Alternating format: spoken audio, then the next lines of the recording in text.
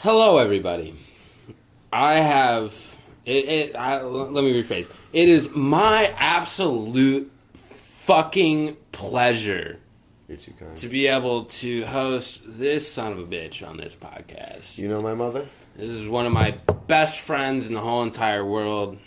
The homie of all homies. Sorry, Ian. You got a place too, but... what is your name? Thank you. You're far too kind. My name's TJ. And my name is John, and I think I already said it was episode 19 of the Downhill Perspective Podcast. 19? But You guys are that far into it. Yeah. Next thing you know, we're going to be at 50. That's awesome. See, And 2 more, the podcast can drink. There you go. At least you can buy cigarettes right now, though. Yeah. Well, no, it depends on where, man. Some places in Cleveland, it's 21 now. You know, I found that out the other day when one of my friends went to go buy cigarettes and I had to go in and buy from. You know, that was the first time I've had to do that since I was like 16. Yeah. Buy my other friend's cigarettes. Yeah, I bet. Yeah, I've had to buy cigarettes for people before, too. Wait about it, bitch. Not very often. Oh, yeah. I'll tap that a couple times. I haven't smoked a spirit in forever. What is this, a yellow? Yeah, it's one of Cuddy's. Nice. So I have my stepmom who's trying to set me up with this 36-year-old woman. And how does that make you feel? Mature, but the problem is I totally want to bang a 36-year-old, but I couldn't bang my stepmom's friend who's 36 and then just dump it. I feel like that 36-year-old... That's just like if it was just a random 36-year-old, but... She has a rack and a boot, too. Your mom's... That's my stepmom just said. Stepmom's... Well, you know, and my thing is, I've always been told this. An older woman. Like, they know what they're doing, you know, this, that, and the other. And I've always been, like the pinnacle of fuck. Yeah, and I've always been, intimidated by it a little bit. I can't lie. Yeah, by, you don't think you're going to live up to an older woman's expectations? Well, I feel like there's a lot of experience that would turn out to be like, oh, I've had better. It's like, well, no shit, you fucked 108 guys before. Like, this is, that's not fair. But at the same time, it's also one of those things where she could show you some new shit that you've never had before. And I've heard that from numerous guys. Exactly. I think that's what Exactly. Hit that pleasure spot that you didn't even know existed. Right, exactly. She could create a monster, possibly. Yeah, man, coming out swinging out the gate on this one. Oh, sure could. See that you want to see a MILF? My stepmom? No. Oh, the 36-year-old. She sounds like she is. She's a bartender, and she has a. Oh, my dad said she has a boot in a rack. Okay, that makes more sense. Yes, that's awesome. I'll have to tell him to give her my number. Yeah, that seals the deal right there. Yeah, she's in Colorado, though. I got to make a trip out there shortly. I really think I'm going to move out there, though, man. Yeah. You heard it here first, ladies and gentlemen. Yeah, dude. Don't tell my manager yet, because he's going to flip his shit. Cleveland is losing it great. I mean, sad to see LeBron go and all, but... I'll tell you what, man. Cleveland is awesome. I've learned a lot from Cleveland, but there's the only good thing about Cleveland is, as of right now, the people. Yeah, that's it, man. I got people like you. Everyone that downhill is fucking awesome too, man. Thank you. But after that, it's not much here, Yeah, it seems like so frequently Cleveland is on the cusp of just exploding as a city, and I think oftentimes, at least what I hear, that kind of inhibits that is sort of a lack of interconnectivity between both scenes, or between scenes, but also within the scenes themselves. And so you had 2 years ago, especially when Cleveland Indians went to World Series, Cavs won the finals. You had downtown, which was booming. It was crazy, and there was we had the RNC, and there was a lot of stuff that was economically amazing. Yeah. And then they started building a lot of new stuff, and there was Cleveland, the comeback city. And then from there, it just kind of declined a little bit, and the prosperity stopped. And it's something I have witnessed. You have the flats, which were completely returned, and the flats are so much fucking fun now. Yeah. Dude, geez, man. Yeah. But it's almost kind of like when you're masturbating, but then halfway through you think about something that just really pulls you out. Oh no, yeah. I can't even finish. Or the worst part is you're watching a porno and you're about to bust, and then it just shows the dude's dick doing something. You're like, oh, dude, I just turned the phone over. That's what I call coming to your senses. So does that mean you watch porn on your phone? Oh, I have an entire phone for porn. It's my porn phone. Oh, okay. It's one of my old phones. Smart. No, it's one of my old phones. That's smart. It's one of my old phones that I keep connected to the Wi-Fi. So I have a new phone right now. I just got. I'm not watching porn on this thing. No. I'm gonna use my old phone and let that thing get all the viruses. I swear to God, not like that. But I love it because I had my 4, which was my porn phone originally. Now it's my music phone. And now my 5 is my porno phone. It's awesome because with my 4, I can only keep 8 tabs open. Now I can keep like 20 tabs open. So if I really like something, I can just save it for later, save it for a rainy day. You never know. I might be in the mood for this. Like, bam, there it is. A nice old ass. You don't have to worry about deleting your browser history. Oh yeah, no. Oh yeah. Forever. Especially it's not connected to my phone, which makes things a lot easier. I'll tell you what, man. Porn nowadays has gotten to the point where it's like there's a lot of stuff that I found out that I was like, this is happening. Wow, that's actually kind of hot. I didn't know, sticking a dildo in someone's ass. Like, okay, fair enough, man. I'm watching it now. This is different if you would have asked me before it happened. Like, I don't know about all this.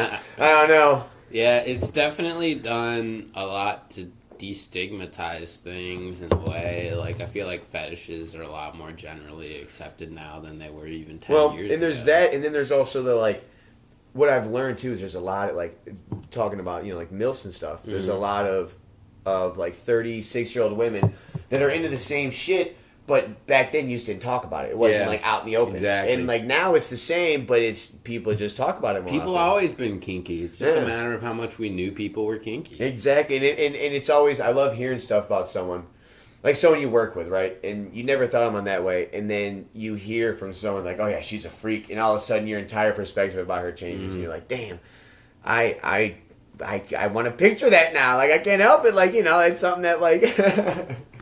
Yeah. What are you going to do? You know what? Another thing, too, is, like, it's crazy how much, like, porn definitely has, like, changed a sexual atmosphere throughout the entire everything. Yeah, throughout the world. Throughout the fucking world, man. I've been watching porn since I was in 4th grade. I remember that shit. And, like, it was all bad. I'm trying to remember the first time. The first time I saw porn, my sister actually showed me it as a joke. And then, that was her mistake. She was, right. Joke's on her.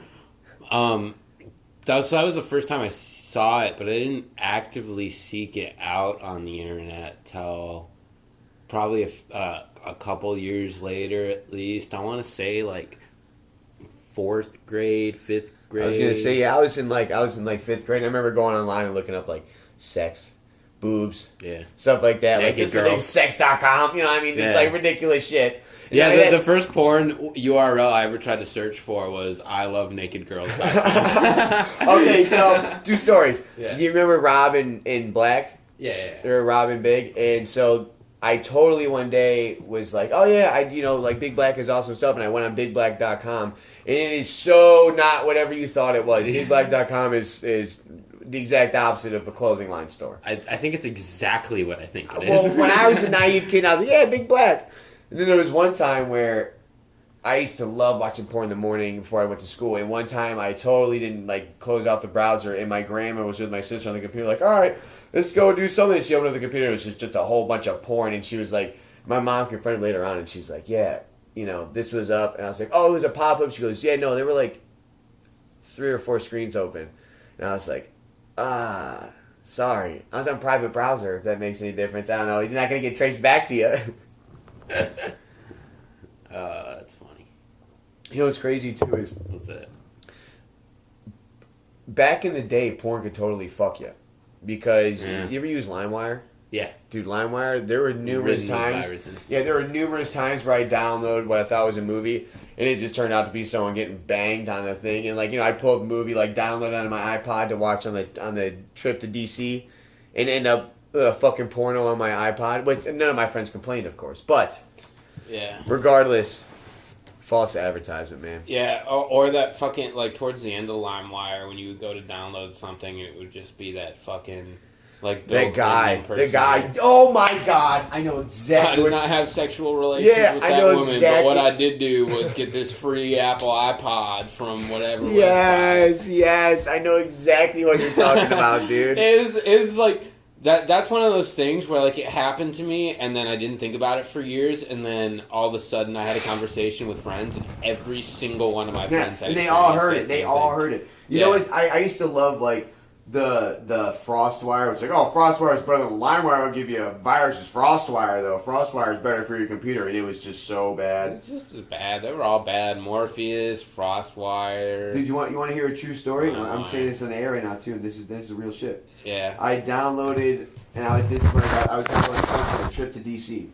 Yeah. And it was like a video that had been going around, and what was it? I was trying to download.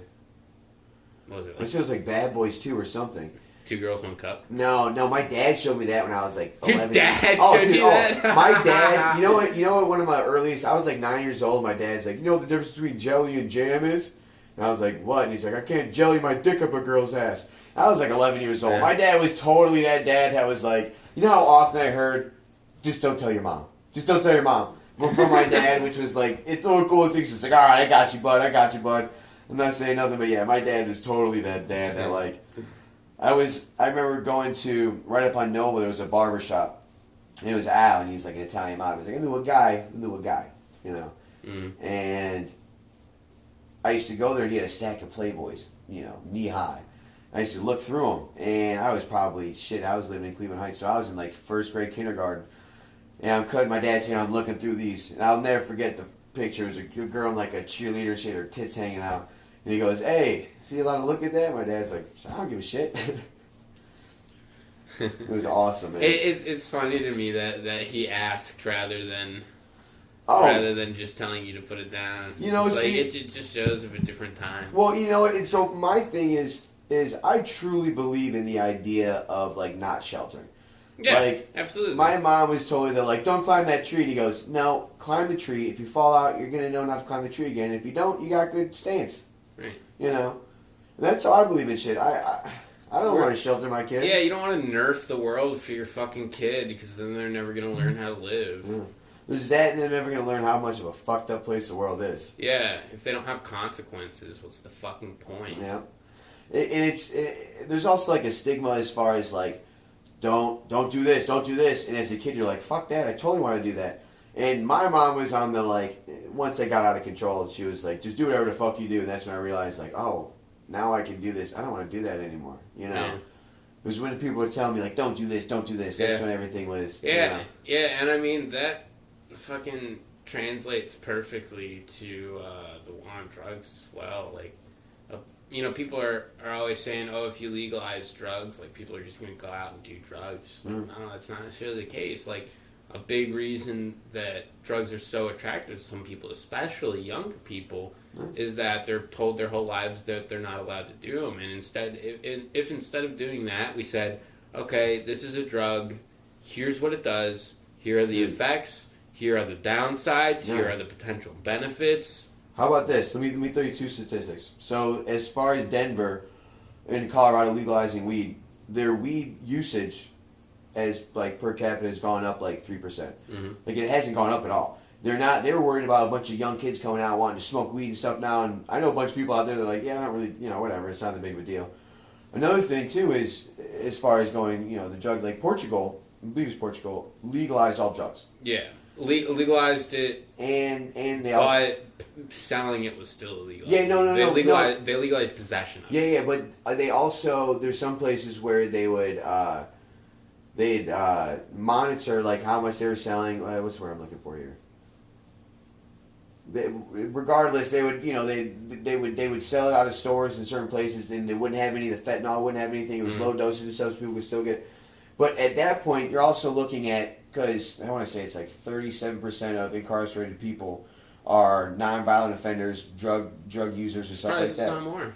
And that was a statistic I got maybe like 5 or 6 years ago, so it might be more now. I'd be willing to bet it's higher. I wouldn't doubt it at all. I would say 43. Yeah, honestly, I'm almost going to look that up. But regardless, you know, it's if you were to take away that, it costs like $89 to $100 a day to keep someone in prison. Mm-hmm.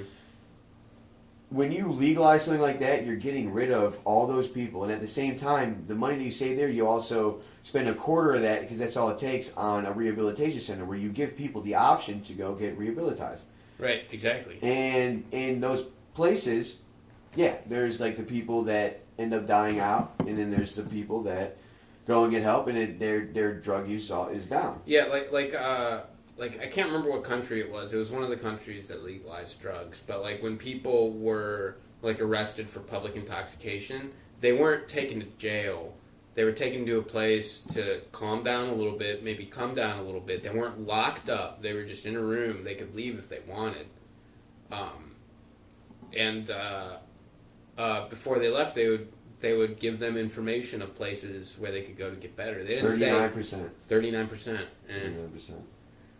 But so they didn't force these people to go get help. They just provided them with the information of where to go get help.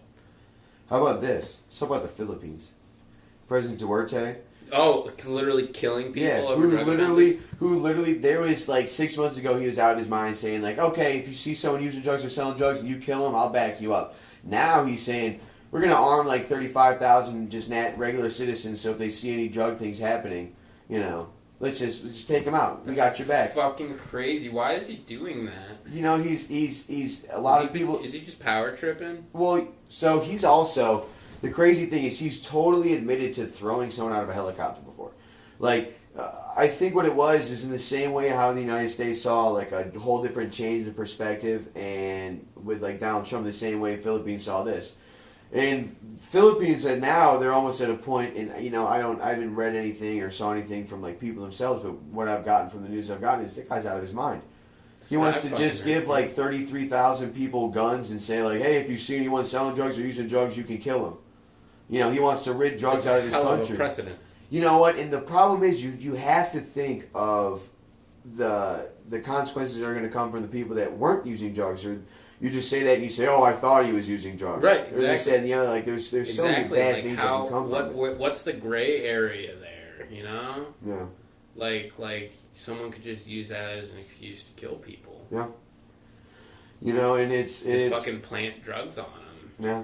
Well, and it's another thing is he's also like a genuine badass. The Duarte. Yeah. He's one of those guys that he ran for mayor, and it was when he was mayor, he threw someone out of a helicopter. And there's he admitted to that too, which is out of this fucking world. Nuts. Yeah, some Scarface shit. Did they say why? I want to say it was something along drug. I think he was like a drug lord or something. But regardless, man, I mean, if it's a drug lord, that's kind of hard though. That is, dude. That's badass. I gotta give it to him. I gotta give it to him. Like badass. Everything else aside, not only that, you got to admit that act alone, throwing a drug lord out of a helicopter. Don't quote me, but I want to say something like that. Yeah, and it is crazy because if you think about Mexico, right?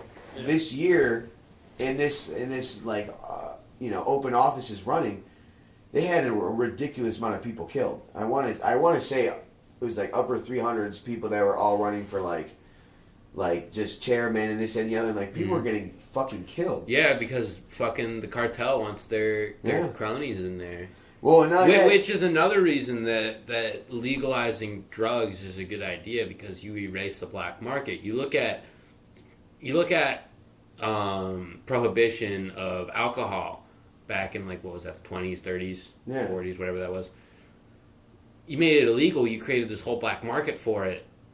Then you get fucking Al Capone and fucking 100 politicians murdered just in the running. People who were wanting to run for office, the cartel didn't like them. They're like, we're done. Yeah, it's fucking crazy. So if you create a legal channel for people to access these drugs, you make them safer. You erase the black market. Yeah.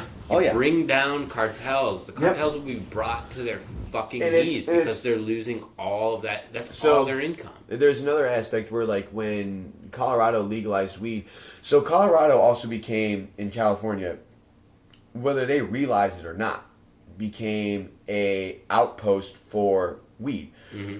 So in Ohio, we get a lot of Colorado rejects, stuff that's still good, but it's not good enough to go into dispensaries, or stuff that people can just grow out there, in a field and whatever. And they send it out here. So Mexico lost a lot of stuff like that. And then Now, splitting it. yeah, now you have a ridiculous amount of like meth and heroin, all this stuff that are like flooding the West Coast. It all starts in Arizona, then it moves to places like this and the other. But from Arizona, it moves to Denver to Chicago. Okay. Chicago's now an outpost where it moves to everywhere on the East Coast. But Chicago's a huge one that moves a lot of like cocaine, a lot of heroin, meth. So are you saying these numbers have gone up since the legalization of marijuana in those states? Yeah, because there's no money to be made in weed for those guys. Okay, so they're moving out of weed and focusing the money that they were putting towards weed towards. Oh yeah, not only heroin, that, cocaine. but it's crazy too because now you have like China, which among these tariffs, China has also threatened because a lot of fentanyl comes from Almost all of it. almost all of it comes from like laboratories and stuff in China. Yeah, stuff. chemical factories in China that when they shut down for their normal business, they fucking start back up to make these illegal substances, these like designer chemicals. Yeah, and it's crazy because China was like, well, we might loosen, the regulations and might loosen this, which is crazy because sure, you want to tax like American whiskey, Jim Beam, Jack Daniels, they'll eat it. All right, you want to raise it up 20%, like they'll have to eat that, but little companies. They'll have to raise their prices, but that's a tax, that's a tariff, and that's like that's them coming back and actually hurting American people. Mm-hmm. That's not just like okay, companies are going to get hurt, just any other economy, but like that's something that like that's killing people. I had 5 people this year die from it, and it's one of those things that, for me, I feel I think that's definitely a little far. Hurt economies, hurt this and the other, but hurt people. But to say that, like, okay, we might loosen the, crack down on fentanyl because you can go online and order anything nowadays. Yeah, you can go onto the Silk Road. Yeah, granted, they've been cracking down more and more on online vendors, but they still pop up as soon as other ones. And that's the thing is like Silk Road, then there was Silk Road 2 right after, and it's one of those things, and it's crazy because you can go on there. I had a friend who used to this. You can go on there and like read reviews that people said about it. Yeah, it's like, oh, this is really good. This is really good. People order 1,000 Xanax and it comes in a teddy bear. Mm-hmm. It's at your doorstep. Yeah, that's why like the dark web arguably has made the drug market safer because these dealers now have online reviews that they have a reputable, face. a reputable. They have to keep a high reputation, so they'll test their product to make sure that what they're selling is what they're saying they're selling, and fucking they have every single reason to try to be as good of a dealer as they can be because there's repercussions to be faced. At the same time, dark web is also where people buy fentanyl and people buy chemical compounds that are fantastic antithesis. Yeah. And it's one of those things that because I honestly have a buddy of mine that's in jail right now for I think 12 years, who not like a friend, but like someone I grew up with and stuff, and it's because he sold someone something with fentanyl in it, and I don't know if he knew it was, but and someone died, and I think I remember hearing about him from somewhere. AJ Steinberger. Yeah. I grew up with him. Me and him were really tight, and he was a friend of mine. Even I didn't know he was all into that shit, but he was still a good friend of mine. When I heard about that, I was like, holy fucking A, man. Yeah. It's crazy because that's the type of shit that Scott the cop who works at Dubs, he told me, he's like, there's 2 people in your life right now that whether you realize it or not, they're going through like a heroin or like opioid or something addiction. Mm-hmm. And I was thinking about it, I'm like, fuck, man, like that's crazy to me. And when he left the force, like, so it was like 4 or 5 years ago, the lady was like, watch this, you're gonna have like 6 people die of heroin. Before you even, he's like, I've had 8 friends, and it's crazy because even just alone this year, like I was saying, like people just 2 of them I knew was gonna happen, but then there's other ones where I'm like, fucking A, man, I did not know, and it's almost to the point where just because I've over the past 3 years probably been like 20 people, and it's one of those things where you get to the point where you're like, man, you knew what you were getting into, and I wanna be sad, but it's like it's hard for me to just to give all that in. I totally get where you're coming from, and I think that's more of a desensitization thing from it just happening so many times. But another thing you have to consider, which is something people don't often think about when people act poorly or do bad things or are shitty people, is that they did those things for a reason. Yeah. There are things that happened in their life to them that made them a bitter person, that sunk them into addiction. Yeah. So and I'm not taking that away from them at all. Yeah. But I'm saying that it's hard for me every single time someone dies to like just give 100% and be so upset. And I go, you know what? Like you obviously were battling some shit, and like that's fair. And like you went through your things, and that's fine. But like me personally, like I can't, you know, just keep getting so like I had one of my best friends in Philly die like maybe a month ago. Yeah. And I was like seriously debated about going out there for the funeral, and I should have. I couldn't, and but it's still one of those things where it's like, you know what, like he knew what he was getting into, and like I love the shit out of him, and like he has some demons that no one else could face, and like I'm not taking that away from him, but at the same time I can't stop what I'm doing. I mean I get what you're saying. It's like you can't feel bad at someone because they blew their brains out playing Russian roulette. Yeah. And as much as I'm going to miss them, they were an awesome fucking person, it's like I had to move on and go on with my shit, you know? Mm-hmm. And I'm not saying that because, you know, I've dealt with it for a long time, like people like this, and it's one of those things I'm like, you know what, like there's nothing I can say that's going to change it. You're going to do what you do regardless. Right. You can't change that. You're going to make your decisions. But me, at the same time, I'm going to make my own decisions. And my decision is to keep moving on with my life. Yeah. And yes, and it's sad, and I'm going to miss the motherfuckers, but it's one of those things, you know, I can't dwell over it. Yeah. Don't cry over spilled milk. No. Just pour a new glass of milk. Speaking of milk, dude, I've heard milk is so bad for you, and It's not great. I've heard that raw milk is better for you, but it's literally illegal to sell in the United States. No shit, really. I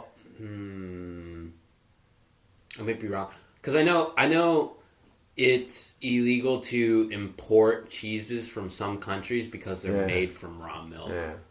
I think you might be able to buy it. From no. Okay, you can definitely buy raw milk in the United States. Yeah, but it's just got to be like gone through. Because I remember I was talking to old Bill, who's like a biochemist as well. And I was telling him, he was like, "Yeah, milk's bad for you." And I was like, "I have my one buddy who drinks like 3 glasses a day," and he goes, "See a calf?" I was like, "What?" And he goes, "See a calf?" He goes, "Why the fuck's he drinking all that cow's milk?" Like, you know, like... I mean, it's a good point. It's a fantastic point. And, you know, like, honestly, I've been on it... Let me tell you something. I've been on an amazing fucking... He threw me on an awesome little diet thing. That's good. And it's not dieting. It's, like, just adding stuff to my daily routine. So I do, like, prebiotic, not probiotics, prebiotic, like, feeds your gut biome. Yeah, it's all about your gut. Super important. Yeah, and it's all about your gut. It's such an underrated aspect of health. People don't realize that, like, you can eat healthy and all that, but it's, like, it's about your gut. And, like, you know how you say you got a gut feeling? Mm-hmm. They found out that your gut is loaded with neurons. Yeah, it's directly attracted to your brain. Your gut and your heart both are loaded with neurons. Exactly. And so, you know, I'm doing this thing where I have, like, fruit, and a lot of people get freaked out about the fruit thing. And they're like, dude, it's sugars. And it's like, well, it's fructose, not glucose. It's not something man-made. Yeah. Man-made stuff, your body doesn't necessarily know what to do with it. So it also not only doesn't fill you, and your body's like, well, am I still hungry because I didn't get rid of that? It also, your body just turns it into fat. Mm-hmm. So, you know, I've been doing a lot of fruits and stuff in the morning. Blackberries, dark berries. You know, the darker the better. I do a lot of blueberries, strawberries, raspberries, blackberries. And then I'll throw like some mango, some papaya, lots of kale in the morning. And I'll throw prebiotic in there. Mm-hmm. And the prebiotic's really good for the gut biome. And then I take these, I forget what it is, and it has these, especially these 3 big enzymes, which feed the bacteria in your stomach. Yeah. And it's like, that's what, it basically what it is like, you don't have to eat amazing. You can still eat like shit every here and there, but it's your body's able to get rid of it. You know, like when you feed your biome in your stomach, that's what allows you to create energy. Yeah, which is part of the reason I have such a big problem with antibiotics is that, man, if you take some serious antibiotics, it can legitimately take 5 to 10 years to recoup your gut biome. Yeah. Well, there's that, and so you got to take probiotics when you do that too. Yeah, absolutely. And it's something that they don't tell you, and they just hand it out, no problem, easy. Yeah, which harkens back to the point about drug education in general. Like people need to know the effects of the drugs that they're taking.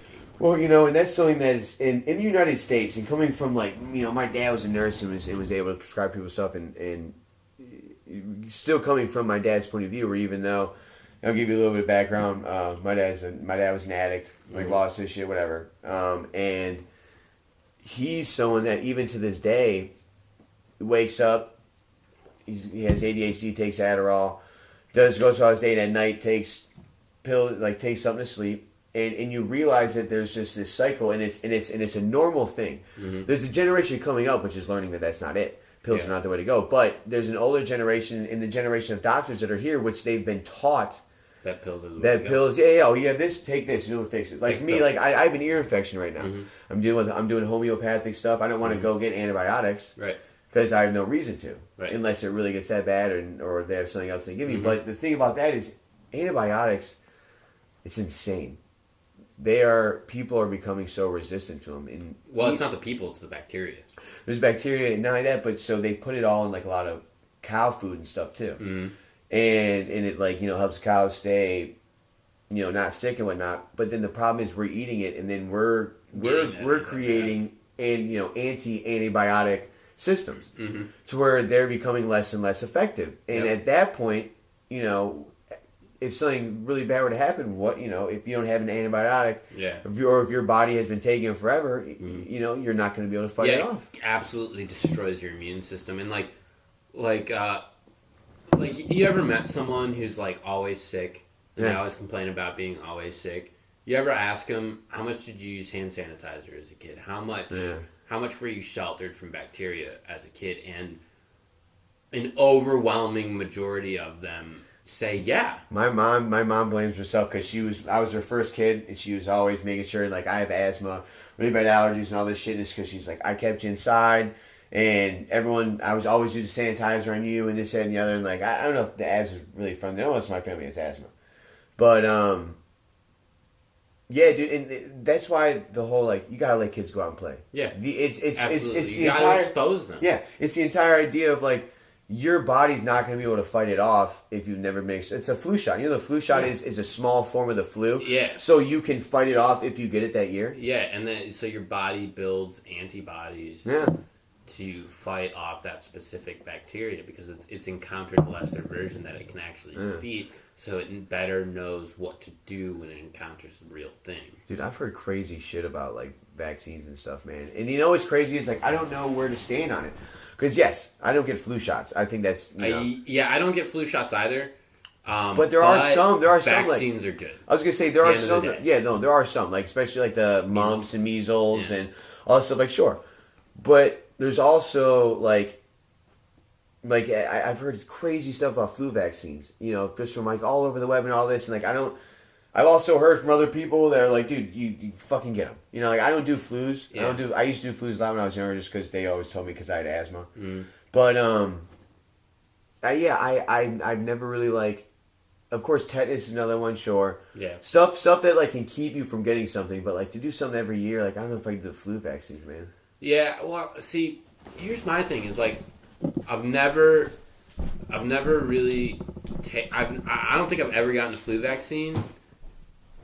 I could probably count on one hand, maybe two, how many times in my life I've gotten the flu. Probably one hand. Yeah, and see, it's crazy also because, I'm super susceptible to stuff. Can I pick up another one? No. I'm super susceptible to stuff because when I was younger, I haven't grown at all since I was in 5th grade. My entire family are giants. They're 6'6". Are you sure? Yeah. There's my whole family 6'6", 6'7", 6'8". Yeah. All the ladies are 6'2", 6'1". I'm the runt. I'm 5'11" and a half, 6 foot. And it's because they told my mom hey, if we give him this, it's gonna stunt his growth a little later on. And I was having an asthma attack. She's like, fuck it, go for it. He was a nebulizer. What was that, like steroids? Yeah. And since 5th grade, I was always a humongous kid until 6th grade. And, like, I haven't grown at all. Like, I'm 6 foot now. Big dude. My shoe size hasn't gotten any bigger since 6th grade. Yeah. Just gone anywhere in particular? But, it's crazy how effects of medicine nowadays has a later on life. And a lot of stuff we don't even know because it takes so long to figure out. Like long term, right, you don't know like, long term effects until it's long term. Fuck, what was I just like SSRIs? Like how long has some of these SSRIs really been on the scene? There's no study of like SSRI, antidepressants. Okay. SSRIs and benzodiazepines in particular, benzos. Yeah. But there's no like long term study for the effects of these drugs over the course of like 30, 40 years, and then so like you look at almost every single mass shooting that has happened since Columbine, almost like 95% of them, the shooter was either currently on SSRIs or had just stopped taking SSRIs or benzodiazepines. Interesting. One of the two or both. Well, see, like some for type me, of antipsychotic. because like I have some friends that they're prescribed Xanax and they take it. I'm like, dude, I couldn't do it. Like I pass the fuck out. Like that's not me. Yeah, that's why I prefer Kratom for anti-anxiety. Really? Yeah. I saw that earlier when I was at Twisted Heads. It works a lot better for me. Interesting. I heard CBD is really good for it too. Yeah, that's what I've heard as well, but I've never tried it. I have my mom that does. I might set my mom with a CBD pen for her back. But yeah, dude, it's crazy because there's no long term, like especially like the vapes. The vapes now they're finding out after like 4 years, like that can cause popcorn lung. Yeah, but I've also, and I'm not discounting that, but there's a period of time like a year ago, and the same thing happened with coffee as well, where I felt like every other week there was an article coming out. See, coffee, this is bad for you, good things. And then the one after that, this is good for you. Turns out this is actually bad for you. Turns out this is actually good for you, and it just keeps on going back and forth and back and forth. Coffee's fine for you. No. In moderation. That is so important. Moderation is something no one understands. These people getting popcorn lungs from vapes, probably vaping all day, every day. They're the people at the bar that sit there and blow an entire cloud of smoke in the air. They sit there, and they go ham with it, and like that's fine, whatever. But for you to say it's a safer alternative to cigarettes, we're gonna get sweaty. Let's do it. Both the shirts are coming off right now. If only there was a camera in here, you guys would see this. This pastiness. But it's crazy because there's so many, and like for the longest time, cigarettes were good for you. Cigarettes weren't bad for you for the longest time. There's a fantastic old cigarette commercial. It's like 4 out of 5 doctors recommend Camel cigarettes. Dude, it's like how do you get a long-term effect study if it's only been out for 2 years? Yeah, well, even at that point in time, like in the case of tobacco, at least, even at that point in time, they knew it was bad. For you. I mean, there's nothing I don't know where they thought it'd be good to just inhale smoke. I mean, at the end of the day, like, even when it comes to marijuana, so many people want to put marijuana on this pedestal of, it can do no harm. That is so ignorant. Bullshit. That is so ignorant. Let me tell you something. As I love marijuana, fact of the matter is, if you're inhaling smoke, that's bad for you. Well, you know what? And there's another aspect of it that... And like I really feel this way. I smoke weed. I sell whatever. Yeah.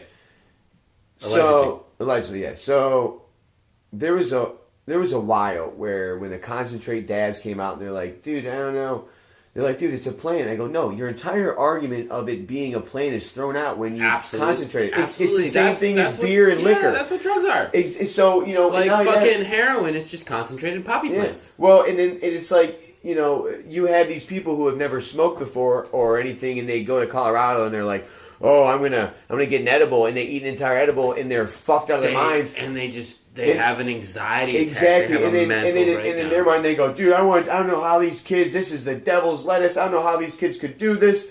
And it's the same idea as like, okay, if you never drank before and I give you 4 shots, you're gonna feel like shit. Yeah. And you're gonna get drunk. You're gonna get wasted and throw up. Yeah, and you're gonna have an awful experience, and you're gonna want to go, "Oh, dude, liquor is bad. Liquor is bad. I don't ever want to, that sucks. I could never do that." So it sucks because if you want my honest opinion, I think we've taken it too far. When you do the dab things, you've allowed people to get way higher than they ever have before, way easier. You can have them where they take one hit off a dab and it's like smoking an entire joint. Yeah, if not more sometimes. Yeah. Depending on the weed and depending on the concentrate, Yeah. which is like, and like I can't, I don't really do concentrates anymore. I'll do an edible, excuse me, every once in a while. But that's because the edible high is a different high, regardless of whether it's made I'm from chilling weed. at home high. Well, no, it's literally a different high. Because it's when you eat it, it's processed by your liver, which turns it into, I can't remember the name of it, but some other kind of psychoactive compound that's actually a little more psychedelic than marijuana is, which is why so many people, when they eat an edible, tend to freak out more versus if they, smoke a blunt. Well, see, for me, like, whenever I eat an edible, I get really bad cotton mouth, and I always just want to end up sitting down doing nothing. And, when I was younger, and it is, it's a body thing, too. When you smoke it, it goes right to your head. When you eat it, you just kind of mellow the fuck out. And I get down with that every once in a while. But for me, your whole argument of all natural is thrown out the window the second you start concentrating stuff, you start doing this. And, for some people it's awesome, but it also throws a really bad name out there for stuff, Right, exactly.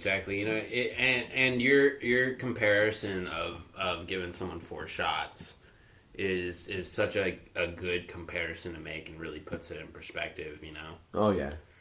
And but part of the reason I don't do concentrate anymore is because it really started fucking with my anxiety. I was feeling more off all the time, especially right after I smoked, but not just right after I had smoked, even in times when I was sober, I noticed my anxiety was I was a little more on edge. Yeah. And I think part of the reason there is because when you're doing dabs, you're doing what is it, 70 to 90% THC for dabs? Something crazy like that. Oh yeah, well for dabs, when it comes down to it, they're usually, if you get live resin or the crystal distillate, they're it's 93. When you get regular dabs, 80%. See, that's crazy. And so you're getting all that THC. What would you say the percentage of the CBD is in there?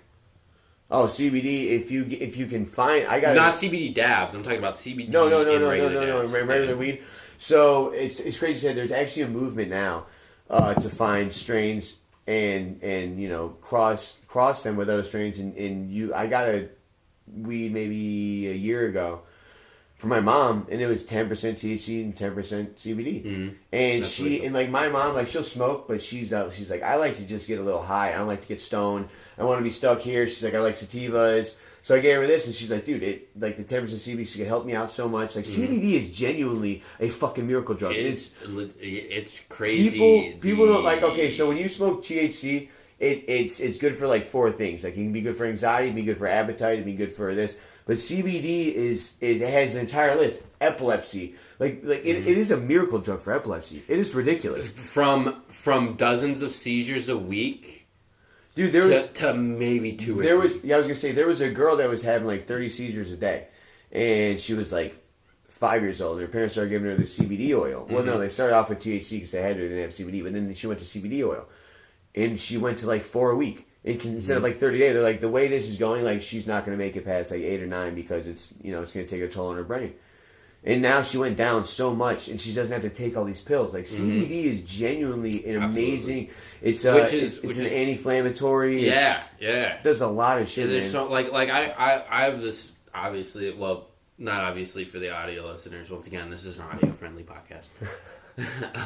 I'm currently wearing a wrist brace. Just I'm gonna ask about that. My wrist has been fucked up for a long time. This is just me finally doing something about it. It happened because I was, it was when I was into doing wire wrapping, and I spent a few hours wire wrapping one day, and my wrist was already sore. And then I have this other problem with a muscle in my hip, so I was it just had really gotten under my skin that night, and so I was just massaging the crap out of it, and I just completely overdid it with my wrist, and it just hasn't been the same since. So I've been wearing a wrist brace, but I don't even. Oh yeah, I remember where I was going now. A couple of years ago, when Haley first went to Colorado to visit her sister, I ran over her foot that morning. I remember that. I totally ran over her foot, and she was knocking on my window. I'm like, "What's up?" She's like, "Get off my foot!" And I was like, "What?" She's like, "Get off my foot!" And I didn't realize that my car was totally on her fucking foot, and I'd pull off real quick. Yeah, but she got me a CBD cream for my wrist, and It works very well. Dude, I was in Colorado. Very well. I was drunk as fucking Colorado like 5 days ago. I was in Denver, and I remember they were like, dude, there's a CBD cream. It was like 3 o'clock in the morning. And my dumbass started rubbing it on my arms and started rubbing it on my face and started burning me so fucking bad that my eyes were watering. And my Uber pulled up. I'm in the back of my Uber's car, like, rubbing my face, and my face is turning, like, bright red. And he's like, you alright? And I'm just, like, rubbing all my shit all over the place. He probably thinks you were, like, twigging out. Dude, totally. You watch Rick and Morty? Yeah. Isn't that the, whatever it is, gun?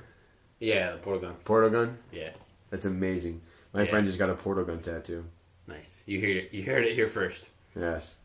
Well, this is a podcast of breaking news all over the place. Breaking news. Friends are getting shitty tattoos for very cheap on the Friday the 13th. It is Friday the 13th. It is Friday the 13th. Fucking A, is it, dude? This is the Friday the 13th podcast, dude.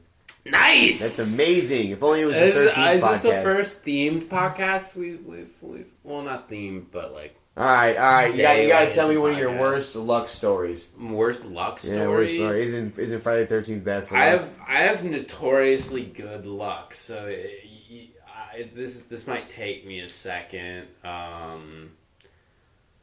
I could tell you some bad luck that I had with something recently that was just a stupid situation. Need to hear it? Yeah. So I was some bad luck. So I was there's this amp simulation program I use in Pro Tools for my guitar tones. It's called Pod Farm. It's by Line 6.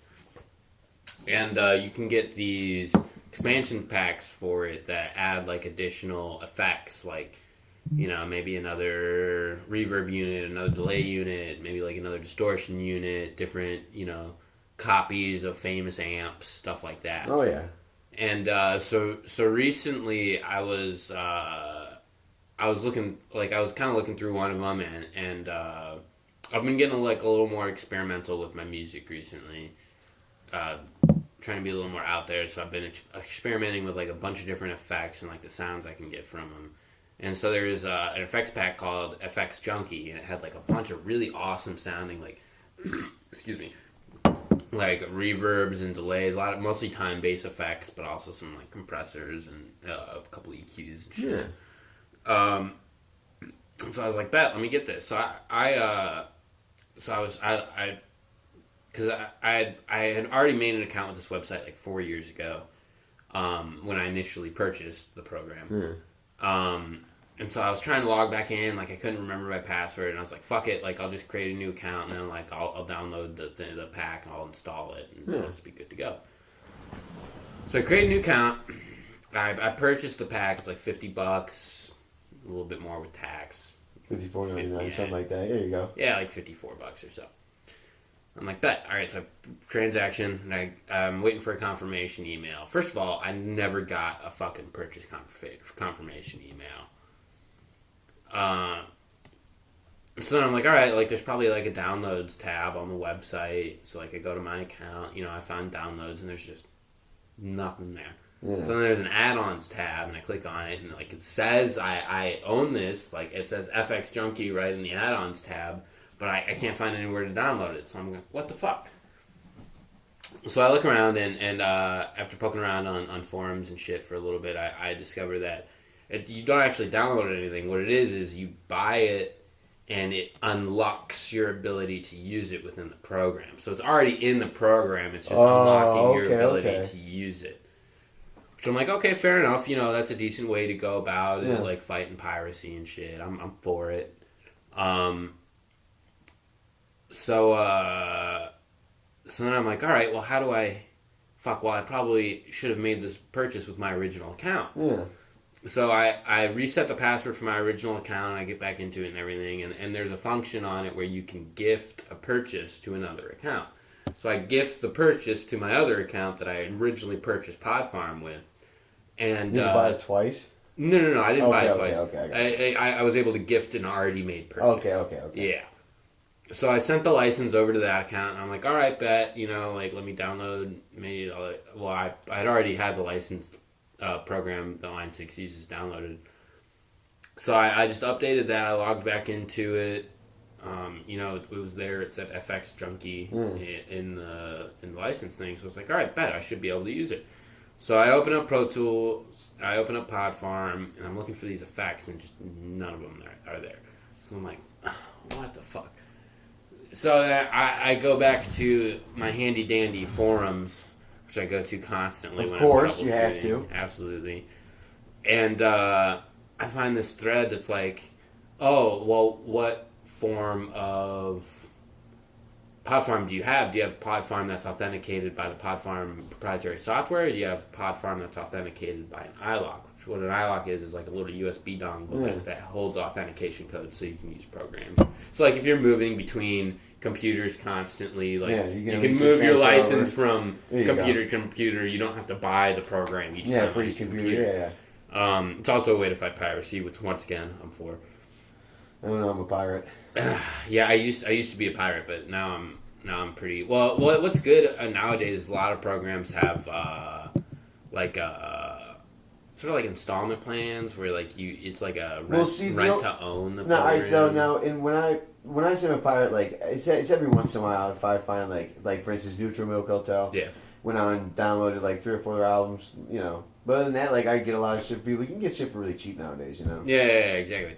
But so yeah, I found this forum. It's it explains that if you have the iLock version of Pod Farm, you can't buy the individual modules because the individual modules work with the license, the proprietary license software. So I think it's like a motivation to use their proprietary software instead of the iLock. Oh. So but with the iLock that you can get Pod Farm Platinum, which unlocks all the effects for you, which is like a $250, $300 if you want to buy every single effects pack. So they give it to you for like $200. Yeah. Which I'm like, all right, that's cool, you know. It's worth it, yeah. So I find out that I wasted $50, which they have a return policy, so I got my money back. That's so like I'm not really upset about the situation. But the funniest part about it was the forum I found explaining it was a forum I created 4 years ago with the exact same issue. Get the fuck out of here! No shit. I'm the creator of this forum, and I'm like scrolling down it, and I see my name. I'm like, what the John Milhorn 7. No shit. Fuck. So yeah, I had the exact same issue with like you know what's funny? I'll tell you about 2 strokes of luck. 1 stroke of good luck and 1 stroke of bad luck. So I just recently got my bathtub repainted. Uh-huh. And they took down all the stuff, and for some reason in my bathtub there's a window, huge window, like blinds, and I just put like a curtain over it and go on with my day. Well, mine's a hazy window, but I do have a window. Yeah, so I went and everything, and what I didn't realize was my blinds were still up when I put my curtain up. So I'm taking a shower today, and my window is still up, and all I hear is a bunch of dudes laughing outside, and they're working on my house. And I like stop and I listen, and they go, "Oh my God, he doesn't even know it." And there's a silhouette of me through the window, and I'm like taking a shower, and it's because it's so light coming out, and they're on the side of the house where it's dark, they can completely see me just taking a shower upstairs in my room. And like, it is what it is, whatever. It was funny. That was my bad luck. And then good luck was I was playing Frisbee golf today, and I found a phone. And I saw there was like 3 missed calls, so I called the number, and I was like, "Hey, did you lose a phone?" And he's like, "No, who is this?" I was like, "Who's this?" And he goes, "I don't know, I just called this number." And I was like, "What the fuck is going on with my phone?" I was like, "This is weird now. Did he mean to drop this?" And I started going through the text messages, and he said he was like, "Oh, I'm playing Frisbee golf now." So I was like, "Oh, fuck yeah, I'll go find him." Run up to a guy, I go, "Hey, did you lose your phone?" And he goes, "Yeah." And I go, "Wait, you're one of my regulars at B-Dubs." "No fucking shit." And I was like, "You play Frisbee golf?" He's like, "Hell yeah." Yeah, a bottle of Jameson there, so we just started drinking. Right. What are the fucking odds? That's what I'm saying. I ran up to someone else you know plays fucking Frisbee Not yet, but lost their phone, and I happened to run up to go find and see if it was him, and it was fucking him. And he's like, "Man, I thought you were cool. Now you're even more cool." But yeah, it was weird because I had that unfortunate stroke of luck, which there was definitely dudes totally could see the silhouette of me taking a shower. That's not the worst thing that could happen. Well, yeah, the blinds could have just been completely open. Yeah. You could have just been staring at your dick and laughing at how small it is. I think that's what they were doing. It was a cold shower. That's got the truth. I mean, yeah, it's cold shower season, man. It is cold shower season. There's nothing better than... You know what? Let me tell you. I've only gotten hit to cold showers this summer. Dude, I can't believe let me tell you something. I was just in Colorado. Uh-huh. I went on a mountain bike trip. Let's show you this real quick. I went on a mountain bike trip, right? And beautifully, like altitude didn't really fuck with me. Like beautiful, hiked up, or... went out there to take a peek at that, right? 98. There's a video, amazing fucking. That's the Coors Brewery right at the bottom too. of Golden very River. very scenic shit. Lots of rocks, some small plants in the Coors Brewery. So I've heard people say like, "Oh, I don't know about that dry heat shit." I go, "No, it was 97 degrees. Dry heat's the way to go, dude. man. It was Wet 90. heat It was sucks. 97 degrees, and I was riding on the top of a fucking mountain, closer to the sun than anything. Riding along, like, yeah, I broke up a couple sweats, but the difference is like, I take a shower there and I'm dry. I take a shower here, I'm not dry for 4 fucking hours. I got Right. ball broth going on for the next, Right. 4 or 5 hours. Just cooking in the soup. Yeah, dude, yeah. Ball broth, white snake and underwear sauce, And and it's something that like you just can't. Shouts out action. Yeah, there you go. You just can't you can't get rid of the wetness here, dude. It's so, and like out there, it's like something else. It'd be like 94 degrees and everyone's complaining. I'm like, dude, this is not, you're not sweating your dick off. 94 Like, degrees here. yeah, 94 like, degrees oh my is God. like, no, that's the heat that makes you want to go celibate. You know what I'm saying? Like, Yeah. that's the heat where like, I'm not doing nothing. It's too fucking hot, dude. My AC can't even keep up with how hot it Yeah, is. same. It's dude. awful, man. It'll bring it from like 94 to like 90, and I'm like, this is better. But Dude, I'd so much rather be cold than hot. Yeah, dude. I can always get it's on warm. a furnace too. Dude, that's what I'm like, saying. Like, Even when it's I 40 can- degrees in my room, I'm in a t-shirt. Dude, and jeans. same here. Like, I run hot, and like I can always get warm. I can't get cold. Yeah. You know what I'm saying? And so for me, Well, I'd hard. so much rather be fucking. Yeah. So much rather be cold, man. I'm a freeze baby. But, so I guess a stroke of good luck for me would be, the story of how texting while driving saved my life. It saved it. Saved my life. Listen up, kids. This is a hell of a fucking story. So this story, I have to set a little bit of context for this story. Context is finals week, circa my second semester of college at Tri-C. There's one of my classes. I went there for music production. One of my classes, one of the practicals, we like set up a time and we picked that time. That was our time. So my dumbass accidentally wrote down 11:45 instead of 11:15 somehow. So I show up half an hour late for my practical. My teacher's like, "What the fuck?" And so I get there and he's like, "Yeah, you missed your practical, dude." And I was like, "Oh my God, like I'm so sorry. I wrote down the wrong time." And he was like, "Listen, normally don't do this, but been a good student. Like you've been cool. I'll give you one chance to make this up." So he blesses me with an opportunity to make it up the next week. So I'm on my way to my makeup practical. I'm at right where Coventry turns into South Woodland turns into Larchmere. It crosses Coventry. Oh, okay. Yeah, So okay. I'm on Woodland. That's Larchmere. Coventry's going this way. Once again, audio friendly podcast.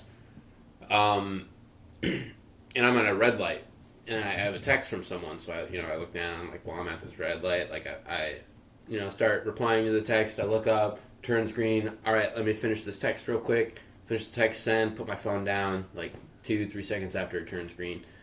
So I start pulling forward, and this car going the other way down Coventry just blows through the fucking red light and misses me by feet. No If shit. I hadn't have finished that text, and if I just went through the green light, I would have gotten nailed. The car No going the other fucking direction shit, got fucking dude. nailed. No And so fucking not only would my car have gotten totaled, who knows if I would have gotten hurt, but I would have missed my fucking makeup practical. Holy fuck, dude. That's crazy, man. So that's an example of the insane level of good luck that I experienced. Like, yeah, dude. You know, and it's crazy because it's truly wild how much good luck I have on a regular basis, and I'm truly blessed for it. Hey, do you Truly think this is blessed. too much? I appreciate the universe for it. I saw this kitty today, and he has a Hitler mustache, and I posted online, Kittler, the Hitler kitty. Kittler's already a thing, man. Kittler, really? Absolutely. Yeah, there was a website a few years ago. It was like cats-that-look-like-Hitler.com or some shit like that. Well, damn it! So I thought I was being witty as fuck earlier. I mean, it's still witty. Look at him! Look at him! Look You at him! still It looks came like up fucking. with Look it. at that! It's a Hitler kitty. Isn't that adorable? It looks more like a handlebar mustache to me. I'm gonna go Ron Jeremy. Okay. Ron Well, Jeremy see, kitty. I only went with handlebar because the nose of the It's cat. long. like, It's kind of- long. Yeah, it's a. Yeah, it I'm kinda, gonna stick like, with gives it Kittler a and just bump. see what kind of reaction I get. Yeah, might as well. Man, you wanna hear some shit? You know what happened to me the other day? What's that? I'm doing my laundry right up the street. and I walk outside of my cigarette to smoke a cigarette. Yeah. And walking out, and I hear ba ba ba ba, and this kid, like maybe 15 feet in front of me, goes and shoots up this fucking bar. No shit. Right the fuck in front of me. I dip behind my car, and I'm like, Whew. I know, yeah, it was fucking crazy. And I dip behind my car, and What was that, on Noble? Yeah, Noble, right here, right in the corner. Noble, fucking Noble. Yeah, Noble and Selwyn right there. It's Hilltop Lounge. Yeah. And I just hear all these people start screaming, and I like look up, and then they came on, and I went over there, and I was like, you guys alright? And they're like, man, these fucking young kids, this, that, and the other, and like, no one got hurt or anything. And the kid, and it was the most fucked up part about it was like, as he was running away, he shot one more and went through the glass, and I saw a guy like grab his kid as he was shooting, just like, like shelter his kid real quick. The kid was playing on the street right there when he was fucking shooting it up. Like maybe, it's fucking crazy. Maybe like 10 cop cars show up in a half an hour, they're all gone. And, I was talking to the people in the laundromat, and they're like, man, these fucking kids don't have no respect for nothing nowadays. They don't. It's crazy, man. It's a fucking crazy. It's a shame. It's truly a shame. It's a crazy world, man. Especially when, like, I was talking to Dwayne, who's Buffalo Wild Wings manager, who fucking grew up hard. Dwayne is a hell of OG. a fucking guy. Dude, he's OG. Dwayne's man. a hell of a fucking guy. I got mad respect for that dude. And he's one of those guys that was, like, at one point a crack dealer. And he would tell me stories, like, he would tell, like, crack fiends what he wants. They'd bring it back. And one time he wanted, like, a refrigerator, maybe like a mini refrigerator. And this guy rolled up to his house like 2 o'clock in the morning, like, hey, money! That's what they call money. Like, hey, I got this for you. And the dude totally brought a refrigerator that had, like, cold meats and, like, lunches packed in it. And he just went into someone's house and stole it and brought it over to Dwayne. He's like, all right, man, here you go. Here's a little rock. Yeah, or whatever. There's an awesome GIF online. And yes, GIF, not GIF. Fuck everyone for saying I thought it was GIF. Why would it not be GIF? Well, because there was debate about it, and then the creator of the format came out and said it was GIF, but like literally doesn't make sense because the G. It's a G. The G stands for graphical. Okay. It's GIF. It's GIF. It's 100% GIF. So I'm with you. Fuck everyone. Anyway, so there's this awesome GIF of this dude. I don't know if it's legit or not. I saw it. It was funny. There's this dude who was like has a full refrigerator like over his shoulder on his back, and he gets on a bike and starts to ride. I've seen that. I've fucking seen that shit. That's insane, dude. Yeah. I couldn't imagine it because, again, you know what?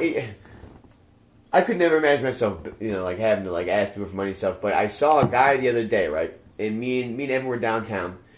And normally we have someone that comes up and he's like, hey, I got a joke for you guys. And we're like, all right. And Evan... Oh, I know that guy. Yeah, and well, he's in Noble. He's also like downtown too. He's everywhere. Was it the why does Snoop Dogg need an umbrella joke? No. That's the one I always hear. See, he always says the, what do you call it, known in a wheelchair, high roller. And Evan who's like completely not racist at all, but like he was drunk as shit. He goes, you want to hear a joke? And I go, Evan, think about this real quick before you go say some. Tell some, like, a little racist joke, whatever, and the guy goes, all right, what do you call him? White guy with money. And Evan's like, what? He goes, a cracker with cheese. And it was just one of these things, like, they started going back and forth, and it was hilarious. And we ended up, like, he's like, hey, man, kind of hit us with a spiel, and we're like, all right, what do you need? He goes, man, I'm just trying to get a beer. We're like, you know what, fuck that, come inside, we're going to get you a beer and a shot. He's like, hell yeah. So we ended up bringing him inside, getting him a beer. I'm glad because I knew it didn't go to some shit. Right. It didn't go to whatever. We ended up seeing him later on that night, and he was at a bar, and he didn't have any money or anything. And like he shows his bag, he's like, "Yeah, I live in a homeless shelter." He's like, "I just want to have a beer and watch the game." I'm like, dude, whatever you want, we got it for you. Like, I'd much rather you be honest. Like, I want a beer instead of like, right. Hey, I missed my bus. I just need $10 to get home. And it's like, really? I've heard that a million times before. Right. At least this guy was straight. He's like, dude, I just want a beer. Which goes to show that, regardless of the situation, honesty goes a long way. Dude, there's people that hold up signs and they're like, I have a job. I just need beer. Yeah, I just need weed or this and the other. Like, I would so give money to that guy just because at least you're being fucking honest with me. Right. Like, I'd much rather you, instead of hitting me with some bullshit that makes me, like, not like that. At least, like, there's been numerous guys who are like, it took him a sec, too. We're like, what do you need for? He's like, did Cuddy tell you about the time we chased that grifter? Mm-hmm. It's about fucking New Orleans. Mm-hmm. The one thing you don't do, we chase this guy into the hood. Like, yeah, and you guys finally caught up to him, and he was like taking a piss or something. No. So we went to this casino, and like me and him, I wanted to win money so we could buy this painting, the most badass painting. Yeah, okay. And the second we get there, I throw 5 down on roulette, black 27, and it just comes up right there. Like, as I put it down, I looked away, and they're like, "You won!" And I was like, "Oh shit!" So I literally just I took all the earnings and I gave it to Cuddy, and I was like, go buy your fucking painting. And then there was this guy that was there. I was playing some slots, and he was like, out down there, they put boots on your car. But if you pay for them, they'll come like 20 minutes to get it off. Mm-hmm. And so he's like, yeah, I got a boot on my car. La-di-da-di-da. And Cuddy's like, all right. Cuddy's drunk. It's like 5, it's like 5 o'clock in the morning in fucking New Orleans. We're at a casino drunk as fuck. And Cuddy goes to take our money. I was like, man, I was like, take this out, like an $8 voucher. He's like, oh, I need like $10. And I was like, well, here you go. Here's this. Here's $2. And I looked at Cuddy, and I was like, I don't believe him. And Cuddy's like, well, I mean, I was really, like, he seemed genuine. I was like, I just don't believe it. Cuddy's like, you want to follow him? I'm like, what? And he goes, we got nothing else to do. I was like, fuck yeah, let's follow this guy. So we get probably like quarter mile out, and he turns down this alleyway, and I was like, I fucking knew it. So me and Cuddy start running, and Cuddy turns the corner real hard, and then flips back at me, and he goes, oh shit, and the guy just comes out, and he's like, hey, I'm trying to take a piss, y'all. And so like me and him felt like shit. We're like, oh man, sorry, like you still have the body. He's like, where's the money? He's like, oh, it's right here. We're like, all right. So he starts walking. He's walking at a faster pace than we are, and we're kind of following him still, going like, man, we look like assholes. And then out of nowhere, he just darts off running. And I was like, fuck that. And I just start running. And in my mind, like, what am I going to do if I catch up to this guy? Right. I'm not going to beat him up. Yeah. I'm going to be like, yeah. Like, I don't even know. We were just drunk as fuck. So we ended up, like, chasing this guy for a good, like, half mile. And he gets on this train, like, pops on this train as it's, like, running away, like, right out of a fucking movie. Like, just like, all right, fuck you guys. And I, like, lost my shoe. But me and him ended up chasing him to this most beautiful, like, the sun was rising. We had steps. And then there were the beignets, which are, famous down in New Orleans. Mm-hmm. It ended up just being the most perfect fucking night. Nice. Nothing like chasing a grifter without the fucking hood. And on that note, it's been a hell of a podcast. Dude, it has. It's been the longest. It's been an hour and 5 minutes. Can dude, you believe I that? gotta tell you, man, I want in on this one. This has been a really good time. Absolutely, really good dude. conversation. Let's fucking do one every time I'm over here. We can do one. Let's do it, dude. Absolutely. But it's been a wonderful podcast so far. It's always an absolute honor and pleasure speaking with you, TJ. Hey, thank you for agreeing to do this. I can't wait to do more with you in the future. Thank you, everyone, if you've sticked around with us for this long.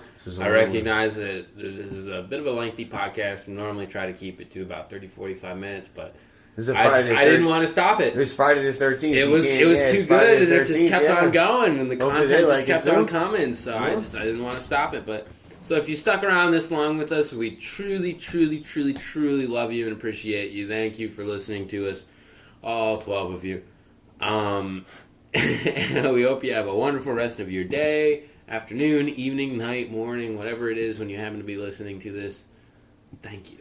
And you've tuned in to another episode of The Downhill Perspective. Also, keep an eye out. We're still releasing smoke break sessions every Wednesday. They go out approximately 1:30. Well, exactly 1:30 because that's when I set them to go out. In season 2's in the works. We're talking with a few artists about nailing down an exact day that we want to record it. So there's going to be a little bit of a gap between season 1 and season 2, but that's okay. We're learning. We're experiencing. We're getting there. So please, if you haven't already, check out Smoke Break Sessions on the Downhill Collective YouTube. We have a show July 17th at the Grog Shop. Check out our Facebook page for more information on that. I think pre-sale tickets are like $10. Please hit up any Downhill Collective member if you want to grab a ticket for that. I feel like this is, I say this just about every single podcast, but Giles is releasing an EP, mixtape, I don't know, whatever the fuck kids are calling it these days. Very, very soon. It's amazing.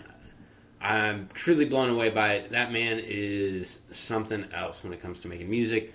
Alex and I currently have a project brewing. It's in its early stages, so you might not see it for a while, but I'll name drop it here just so it's in the back of your brain brewing. It's a little different, a little less hip-hop oriented than things we've done in the past. There's still elements of it, but we're definitely branching out with this with this project.